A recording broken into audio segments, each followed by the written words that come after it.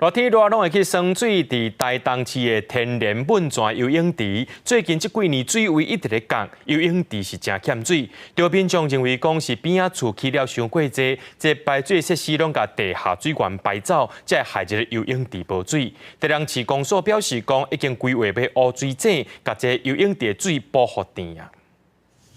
去年7月，台东市天然涌泉游泳池就要发生水位下降，迄时阵水位约过10公分左右。不过2年后，同款是7月，用要补水，池中鱼类被逼伫村的水中活动。游泳池虽然也是咧开放，不过未当受水。附近居民怀疑是这几年边仔起几栋大楼，相连水脉和大量排走有关系。大楼拢共切到拢无水了。特别是在地下室的开挖，它需要做这样的一个地下水的这样的一个抽取后，当然都会有去影响到我们整个涌泉它的这样的一个水位吼。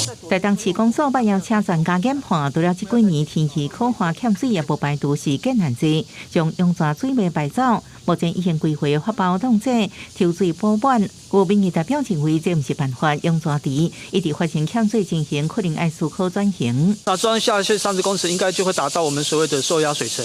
那把受压水层上面的那些水，把它取出来。如果因为大型建案的建制下去之后，造成水脉的移转，而铺路都从此没有水的话，那我们施工所也必须要好好去思考一下这个铺路的未来吼。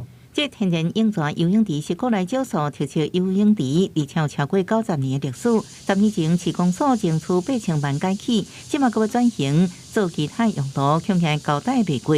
不过市公所乐观评估，但周边建案完成地下室工程，水脉就会转来。记者综合报道。